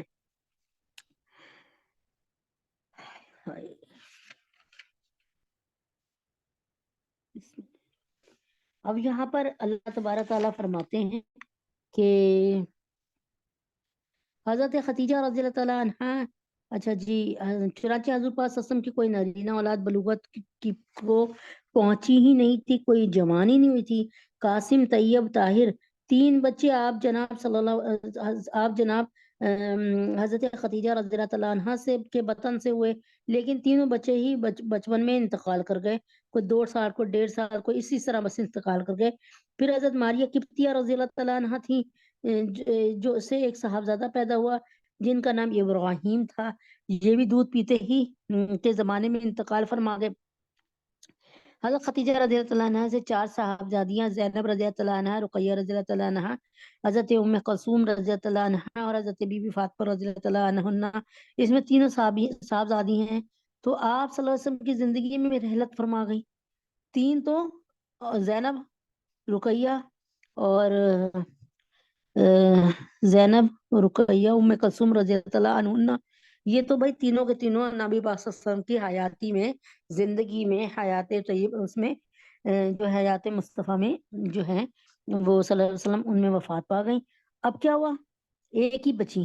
تو آپ صلی اللہ علیہ وسلم کی صرف حضرت بی بی فاطمہ رضی اللہ عنہ کا انتقال آپ کی وصال کے 6 ماہ بعد ہوا۔ یعنی یہ اب آپ اس پہ سے اندازہ لگا لیں کہ وہ ان کی عمریں کسی کی 20 سال تھی، کسی کی 21 تھی، کسی کی 22 سال تھی۔ ان چھوٹی چھوٹی کوائٹ ینگ عمروں میں، بالکل حسین ترین عمروں میں، عین جوانی میں داغ مفارقت دے گئی، چلی گئی دنیا سے۔ کتنا بڑا صدمہ پہنچا، 3 یا 4 بیٹے آپ کے اپنے ہاتھوں سے دفنائے، اور پھر یہ 3 بیٹیاں اپنے ہاتھوں سے دفنائیں۔ اب ان کا کیا حال ہوا ہوگا؟ صرف حضرت فاطمہ رضی اللہ عنہا کا انتقال آپ کے وصال کے 6 ماہ بعد ہوا۔ تو آپ نے دیکھا ہوگا کہ جب نبی پاک صلی اللہ علیہ وسلم کا وصال ہوا تھا تو بی بی فاطمہ کو بلایا تھا، کوئی ایک بات کہی تو آپ رو پڑی، کان میں کہی تھی، دوسری بات کہی تو آپ ہنس پڑی۔ تو بعد میں پوچھا ماں عائشہ صدیقہ نے، بھائی تمہارے کان میں کیا کہا تھا؟ فرمایا کہ پہلی بات مجھے کہی تھی کہ اب میرا وقت قریب آ گیا، میں دنیا سے رخصت ہونے والا ہوں۔ تو میں رونے لگ گئی، اور اس کے بعد فرمایا مجھے کہ میرے اہل خانہ میں سب سے پہلے تم مجھ سے آ کے ملو گی۔ تو 6 مہینے بعد اماں بی بی فاطمہ رضی اللہ عنہا رخصت ہو گئے۔ تو اس سے وہ ہنس پڑی تھی کہ اب میں بھی جلدی ملاقات ہو جائے گی، زیادہ مجھے اپنے باپ کے بغیر اتنے زیادہ زندہ نہیں رہنا پڑے گا، صرف 6 ماہ۔ تو معترضین کا اعتراض یہ تھا کہ آپ نے اپنی بہو سے نکاح کیا، یعنی اعتراض کرنے والوں نے کہا آپ نے اپنی بہو سے نکاح کیا۔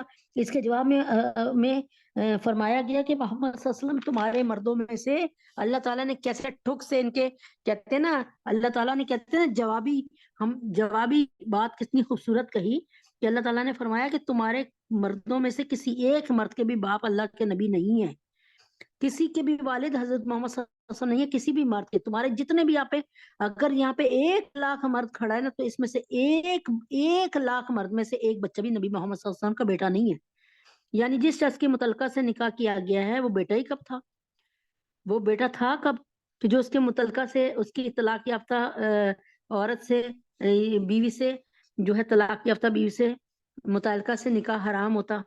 تو تم لوگ سب جانتے ہو کہ محمد صلی اللہ علیہ وسلم کے کوئی بیٹا موجود ہی نہیں تھا، اور اگر یہ وسوسہ ہو کہ یہ نکاح ناجائز تو نہیں، لیکن اگر نہ ہوتا تو بہتر تھا کہ اعتراض کا موقع ہی نہ ہوتا۔ تو اس کے جواب میں فرمایا گیا وَلَٰكِن رسول اللہ، مگر وہ اللہ کے رسول ہیں، یعنی رسول ہونے کی حیثیت سے جب میں نے ان سے کہہ دیا اے محمد صلی اللہ علیہ وسلم آپ کا نکاح ہم نے آسمان پہ عرش پر جو ہے حضرت بی بی زینب بنت جہاز سے کر دیا، تو اللہ تعالیٰ بتا رہے ہیں کہ کوئی بھی نبی جو دنیا میں آیا ان میں سے کوئی نبی بھی ایسا نہیں تھا جو میرا نافرمان ہو، یا میری بات کو سنے اور ادھر ادھر پس پش ڈال دے، یا میری بات سے انکار کرنے والا ہو، یا میری بات کو لفٹ نہ کرانے والا ہو۔ اللہ تعالیٰ فرماتے ہیں کہ رسول ہونے کی حیثیت سے ان پر یہ فرض عائد ہوتا تھا کہ جس حلال چیز کو تمہاری رسموں نے خام خواہ حرام کر رکھا ہے، یعنی تمہاری باتوں نے خام خواہ ہی حرام کر دیا، اس کے بارے میں تمام جہالت کے خیالات باطلہ کا خاتمہ کر دیا جائے، اور ایک حلال چیز کی ملت میں کسی شک و شبہ کی گنجائش باقی نہ رہنے دے۔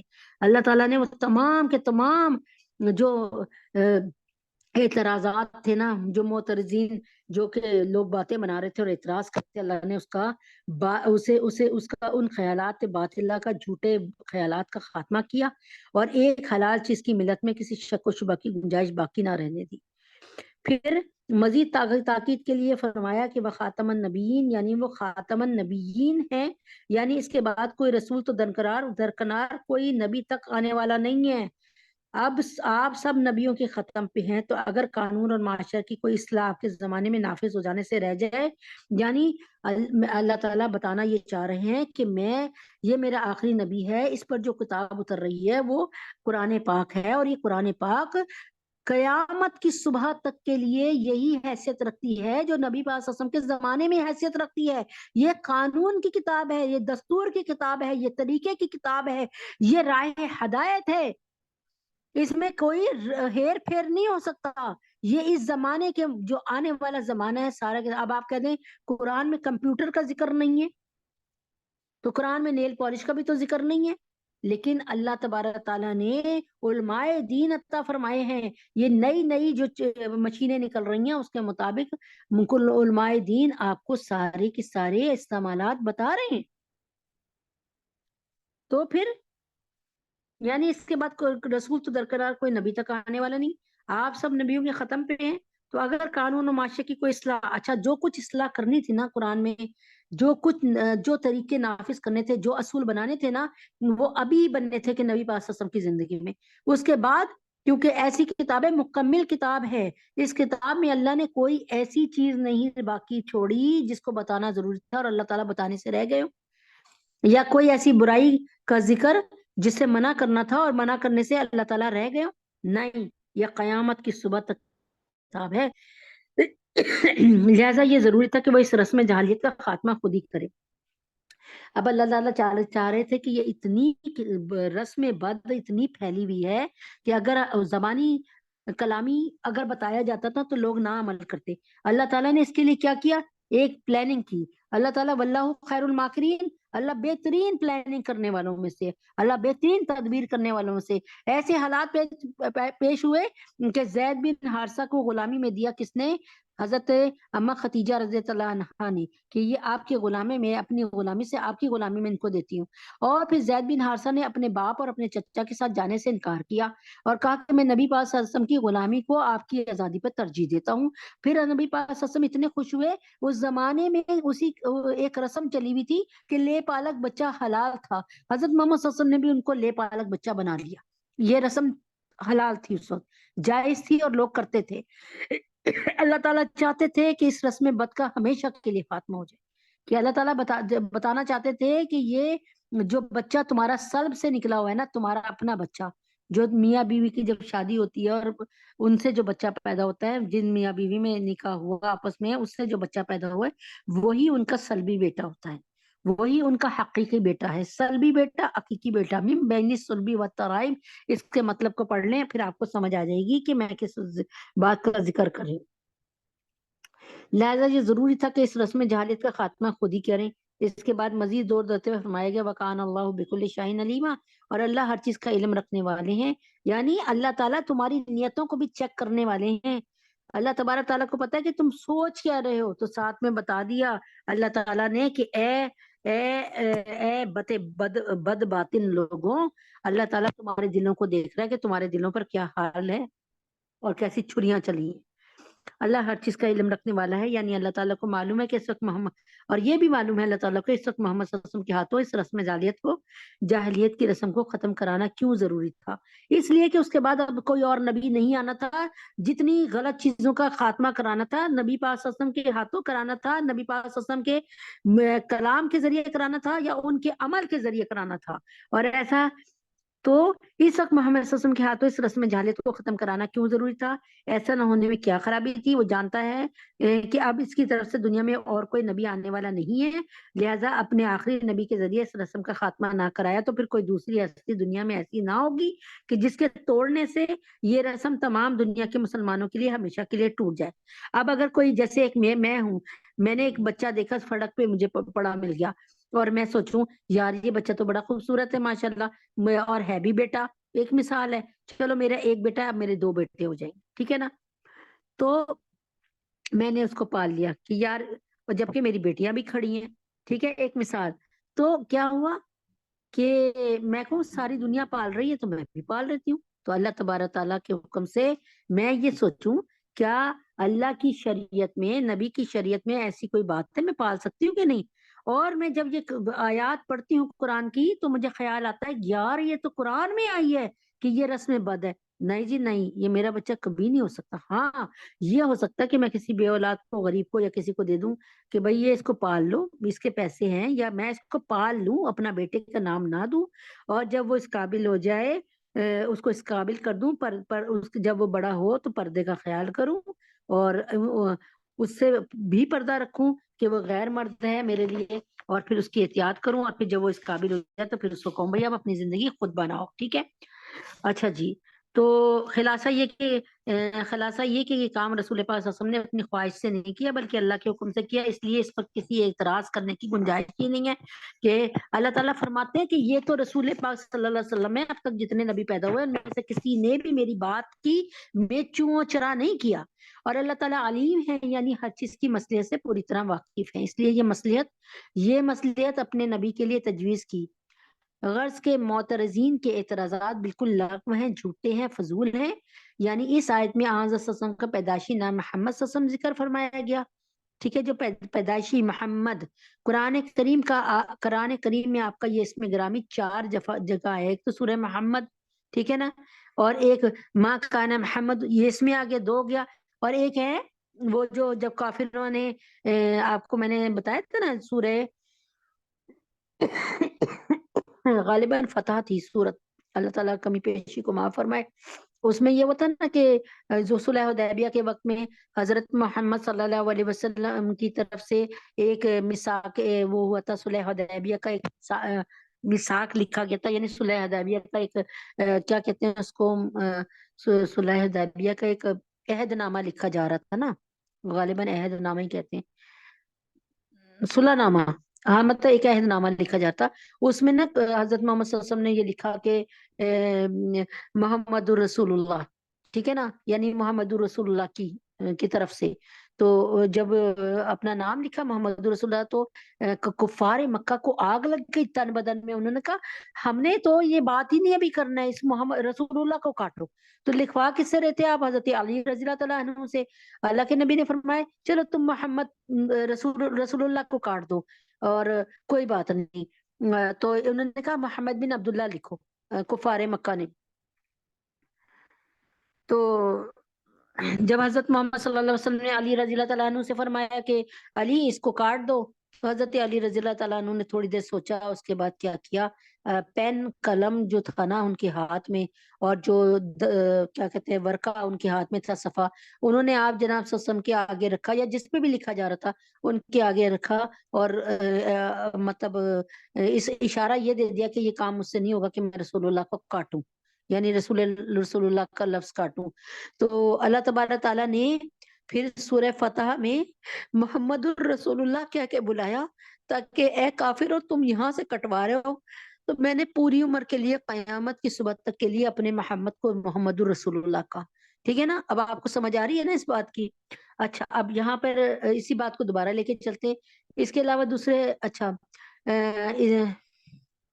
قرآن کریم میں صرف جو ہے قرآن کریم میں آپ کا یہ اسم گرامی 4 جگہ آیا ہے. اسی آیت زیر تفسیر میں، یعنی ماں کان محمد، اور دوسری 4 پارے سورہ آل عمران میں، تیسرے 26ویں پارے سورہ محمد میں. یہ دیکھیں یہ صحیح ہو گیا نا، 26ویں پارے سورہ محمد میں، اور 4 سورہ فتح میں. ٹھیک ہے، یہ فتح والا صحیح ہو گیا، اور سورہ محمد کا بھی میں نے آپ کو بتا دیا. اس کے علاوہ دوسرا اس میں گرامی احمد ہے، نبی پاک صلی اللہ علیہ وسلم کا ایک اور احمد ہے، اور جو قرآن کریم میں صرف 28ویں پارے سورہ صاف میں آیا ہے بس.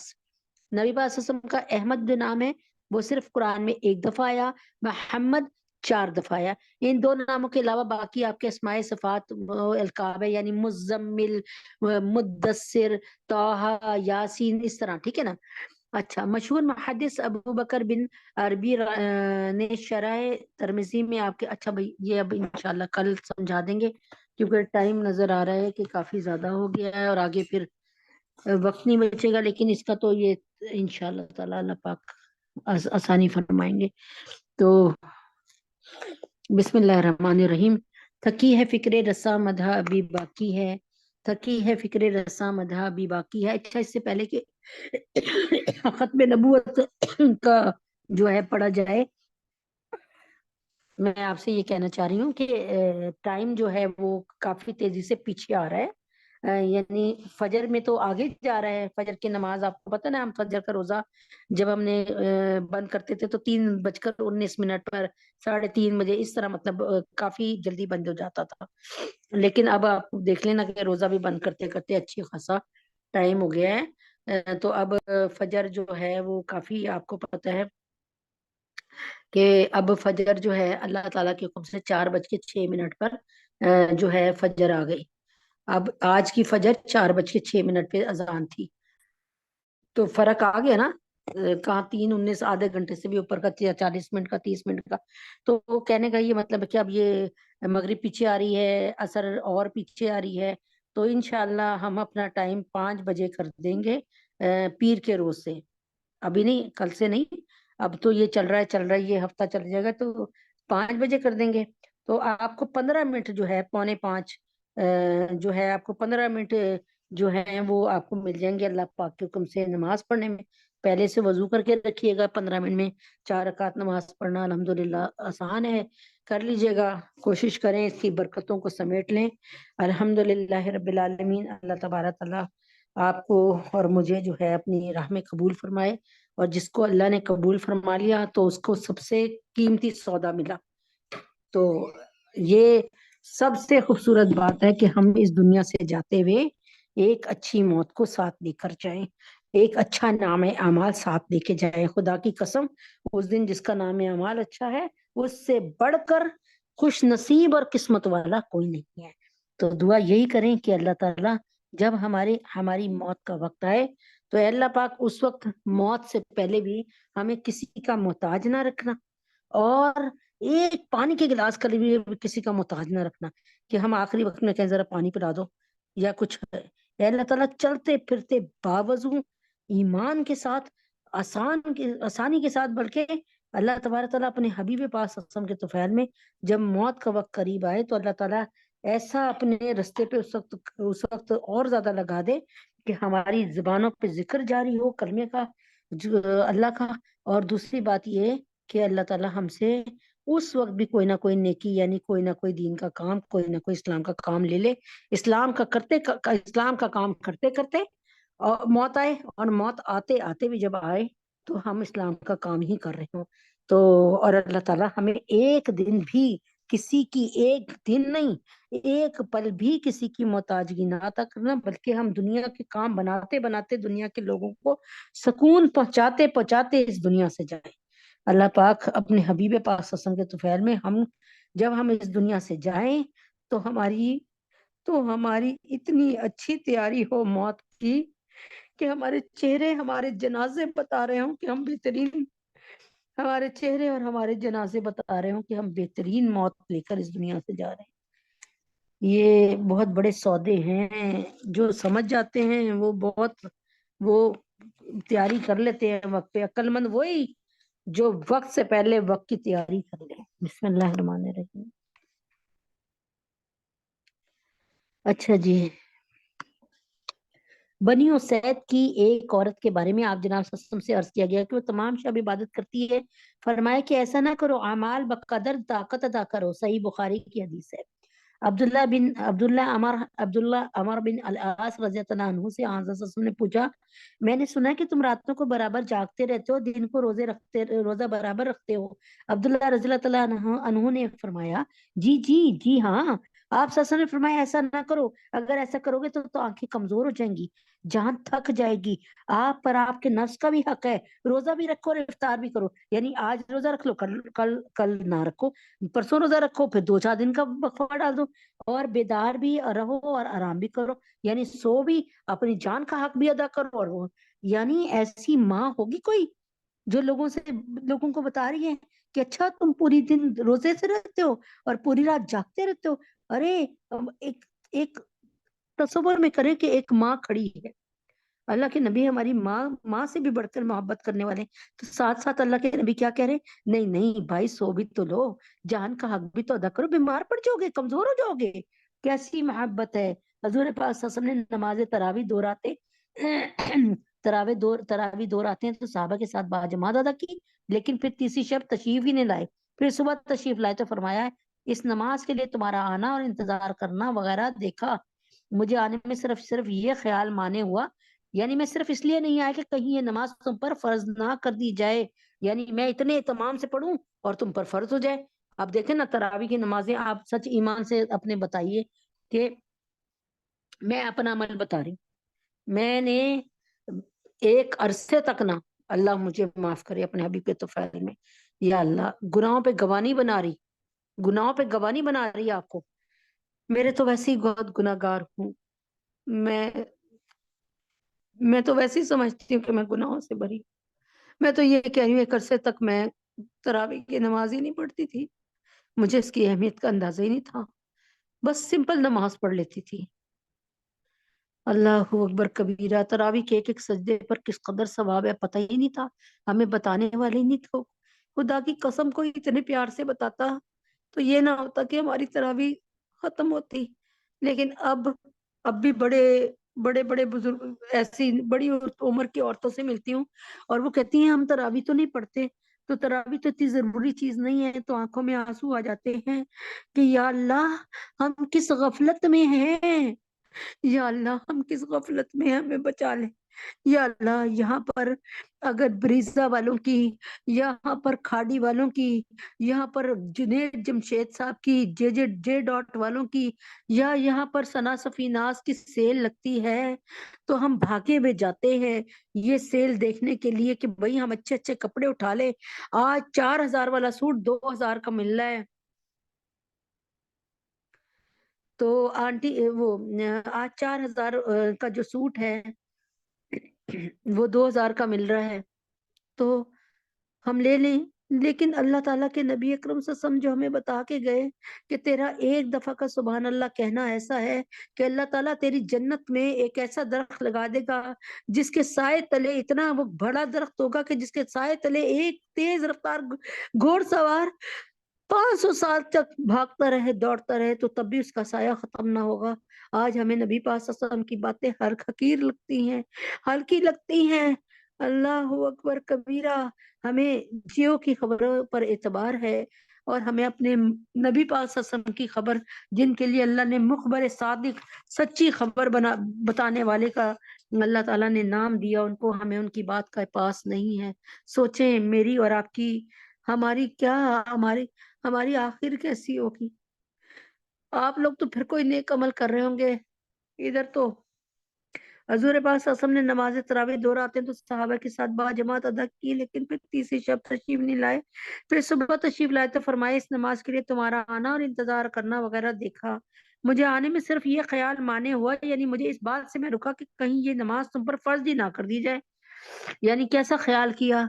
اللہ کے نبی تو ہمیں چاہ رہے تھے کہ ہم یہ نہ ہو کہ کبھی ایسے نعوذ باللہ ہماری، ہم جلدی میں ہوں، ہماری ٹرین چھوٹ رہی ہے تو ہم نے جلدی سے نماز پڑھی، صرف عشاء کی اور تراویح نہ پڑھی، چلو ٹھیک ہے اس دن تراویح کی قضا نہیں ہے، لیکن بہت بڑا ہم نے ایک لاس کر لیا، لیکن مجبوری تھی، تو اگر خدا نہ خواستہ نبی پاک صلی اللہ علیہ وسلم یہ 3-4 دن لگاتار پڑھ لیتے باجماعت تو پھر کہیں خدا نہ خواستہ مطلب ایک مثال ہے، اگر یہ ہم پر فرض کر دی جاتی تو یار، تو بہنوں 37 رکعت تراویح پڑھنی پڑتی، 37 رکعت، 37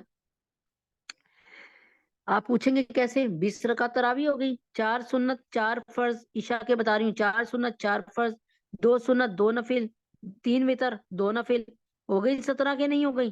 گنے اس کو، اور پھر 20 وہ 37 رکعت ہو گئی۔ اچھا یہ اور بات ہے کہ کسی وقت ڈنڈی 2-4 رکعت کی مار ہی لیتے ہیں آخری نفلوں کی، بہرحال اللہ ہمیں معاف کرے۔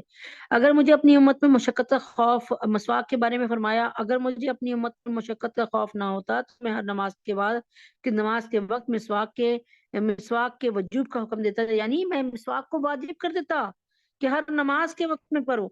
تو حضرت انس رضی اللہ عنہ سے روایت ہے کہ حضور پاک صلی اللہ علیہ وسلم نماز تہجد میں تھے، میں حضور پاک صلی اللہ علیہ وسلم کے ساتھ شامل ہوا، حضور پاک صلی اللہ علیہ وسلم نے میری اقتدا کو محسوس فرما لیا، انہوں نے محسوس کر لیا کہ میرے پیچھے کوئی اور آ کر کھڑا ہو گیا، تو نماز کو پھر ہلکا کر دیا، یعنی اتنی لمبی نماز نہیں پڑھی۔ فرض نماز میں تخفیف کے متعلق حضور پاک صلی اللہ علیہ وسلم نے فرمایا فرض نماز کو اتنا آسان فرما دیا، کیوں؟ کیونکہ بوڑھے بھی تو ہوتے ہیں ساتھ کھڑے ہوئے، یہ بھی تو ہوتے ہیں جن کے بیچاروں کے پیشاب جلدی جلدی آ رہے ہوتے ہیں، نہیں رک رہے ہوتے۔ تو جب تم میں سے کوئی نماز پڑھائے تو مختصر کرے، کیونکہ نماز میں کمزور، بیمار اور بوڑھے بھی ہوتے ہیں، ان کا لحاظ کرو۔ صحیح بخاری جلد نمبر 1، اللہ اکبر، 142 حدیث کو دیکھیے آپ جا کے۔ شب معراج میں 50 نمازیں فرض کی گئیں۔ حضرت سیدنا موسیٰ علیہ السلام نے آپ جناب صلی اللہ علیہ وسلم سے عرض کی، ان امتک لا تطیق، لا تطیق، کیا آپ کی امت اتنی عبادت کی طاقت نہیں رکھتی؟ آپ کی امت اتنی عبادت کی طاقت نہیں رکھتی یا رسول اللہ؟ یہ بھی صحیح بخاری کی حدیث ہے۔ تو یہ فرمایا یا رسول اللہ آپ کی امت جو ہے اتنی عبادت کی طاقت نہیں رکھتی امت کو۔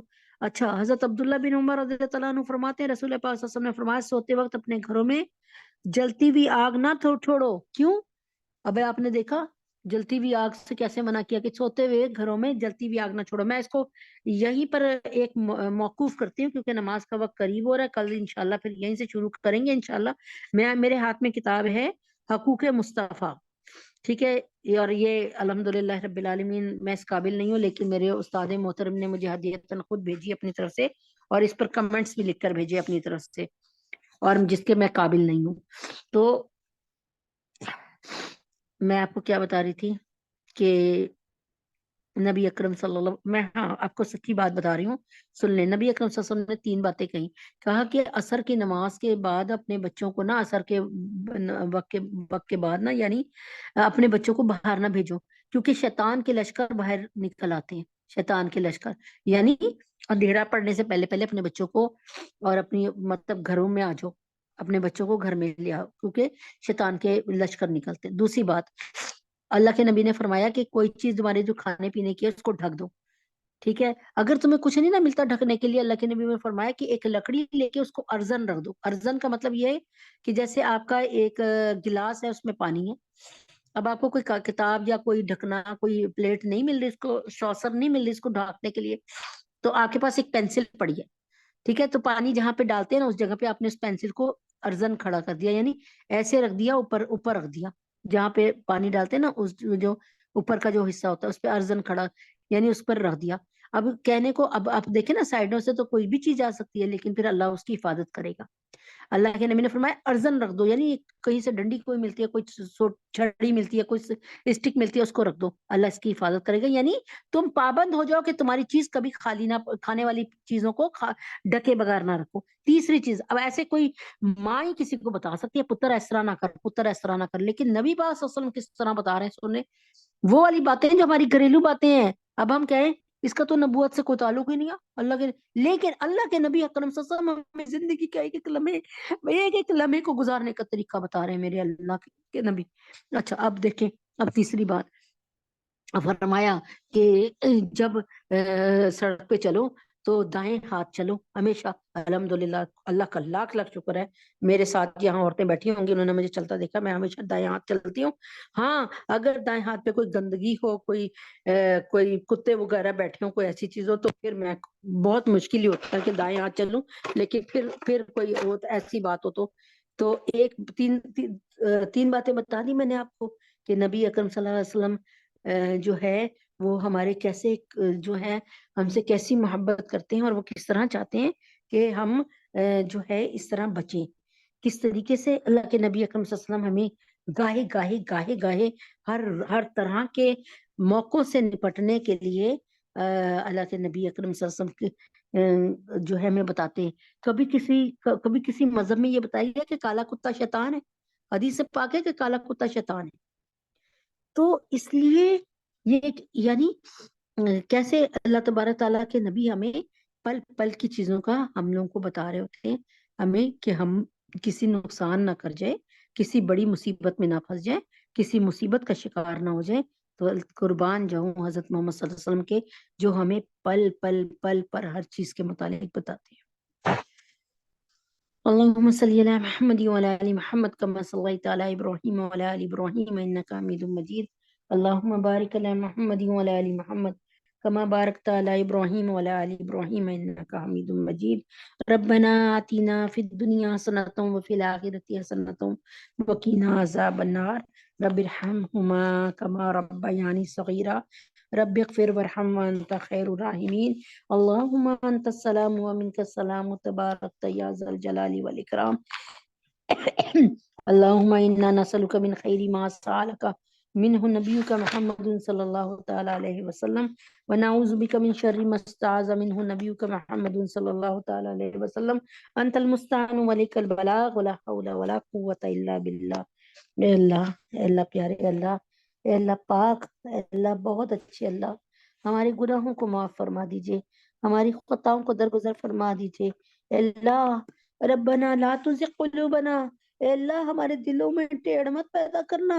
اے اللہ پاک ہمیں کوئی ایسا مرض اور تکلیف نہ دینا جو ہمیں کسی غلط راہ پہ چلا دے، کسی بابے کی، کسی فقیر کے، کسی شیطانی قوتوں کے ہاتھ میں دے دے. میرے اللہ ربنا لا تزغ قلوبنا، ہمارے دل کو ہمارے دلوں میں کجی نہ پیدا کرنا، اسلام کی طرف سے بدزن نہ کرنا، بدگمان نہ کرنا. میرے اللہ ہمیں اور ہماری اولادوں کو، ہماری قیامت تک آنے والی نسلوں کو اپنے دین سے ایسے جوڑے رکھنا جیسے آپ نے سر کو بدن سے جوڑ کر بھیجا. اے اللہ تجھے تیرے نبی کا واسطہ ہماری اولادوں پہ رحم فرما دیجئے، ہماری نسلوں پہ کرم فرما دیجئے، ہمارا بڑھاپا ہماری جوانی سے اعلیٰ فرما دیجئے. اے اللہ پاک ہمارا بڑھاپا ہماری جوانی سے اعلیٰ فرما دیجئے. اے اللہ پاک ہمارا بڑھاپا ہماری جوانی سے اعلیٰ فرما دیجئے. اے اللہ پاک آنے والا کل ہمارے آج سے بہترین فرما دیجئے. اے اللہ پاک آخری آرام گاہ ہماری گھروں سے زیادہ معطر اللہ اور سکون والی آرام دے اللہ، اور بہت روشن بنا دیجئے، معطر بنا دیجئے، بہت وسیع بنا دیجئے گا. اے اللہ ہمارے گناہوں کو معاف فرما دیجئے. اے اللہ تجھے تیرے نبی کا واسطہ ہمارے پاکستان کو اسلام کا قلعہ بنا دیجئے. اے اللہ پاکستان میں اسلامی، اخلاقی، معاشی، معاشرتی ترقی اور عطا فرما دیجئے. یا اللہ پاکستان سے مہنگائی اور بے حیائی کو ہمیشہ کے لیے دفعہ دور کر دیجئے. تمام اسلامی ملک سے مہنگائی اور بے حیائی کو دور فرما دیجئے. پاکستان کو اسلام کا قلعہ بنا دیجئے. پاکستان میں بجلی کو اور پیٹرول کی نعمت اس کو بہت سستا کر دیجئے.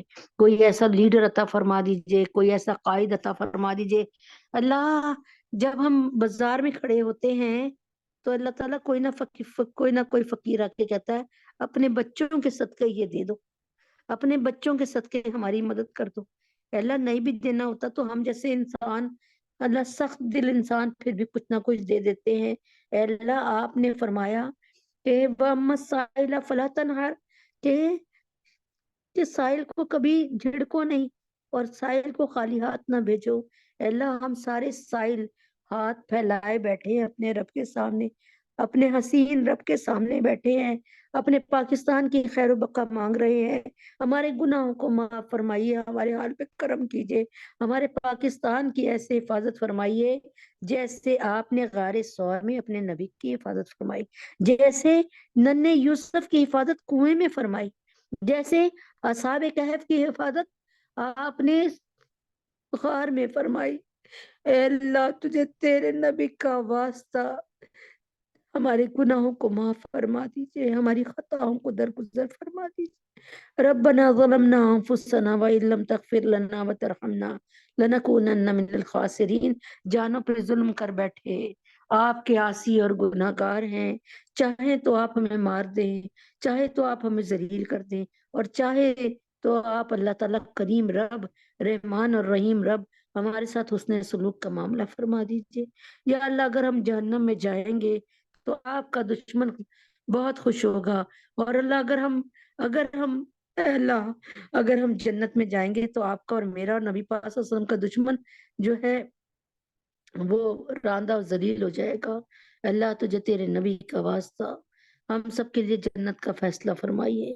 یا اللہ رب ارحمہما کما ربیانی صغیرہ، جیسے ہمارے ماں باپ نے بچپن میں ہم سے حسن سلوک کیا، اب جو ماں باپ جس کے آپ کے پاس پہنچ چکے ہیں ان کے ساتھ دنیا میں بھی اور آخرت میں بھی اللہ بہترین سلوک فرمائیے.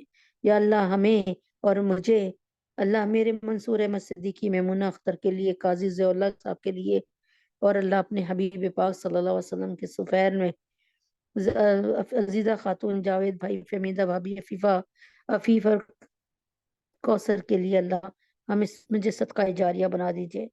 یا اللہ جتنے بھی لوگ بیٹھے ہیں، ان کے جتنے بھی مرحومین جا چکے ہیں، سب کی مغفرت فرمائیے اللہ، سب کی مغفرت فرمائیے۔ یا اللہ جو بے اولاد ہیں ان کو نیک نرینہ اولاد عطا فرمائیے۔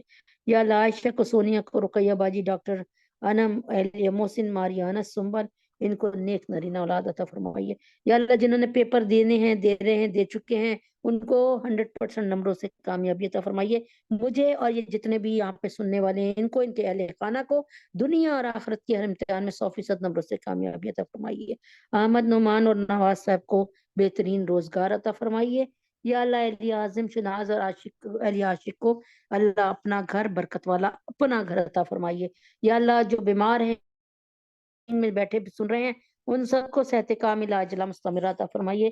یا اللہ، یا اللہ تجھے تیرے نبی کا واسطہ، یا اللہ تمام علماء اسلام، علماء ہند، علماء پاکستان، یا اللہ مولانا فضل الرحیم صاحب، مفتی تقی عثمانی صاحب، مفتی حسن صاحب، اللہ حضرت جی، اور مفتی یا اللہ پاک پیر ذوالفقار نقشبندی صاحب کو، اور اللہ پاک میرے جتنے بھی اساتذہ کرام ہیں جنہوں نے مجھے پڑھایا بڑی محنت سے، میرے قاری محمد افضل صاحب، مفتی ضیاء الدین صاحب، ان سب کو اللہ تعالیٰ اپنے حبیب پاک صلی اللہ علیہ وسلم کے طفیل میں، اور قاری عبدالغفار صاحب، ان کو سب کو صحت کاملہ عاجلہ مستمرہ عطا فرمائیے۔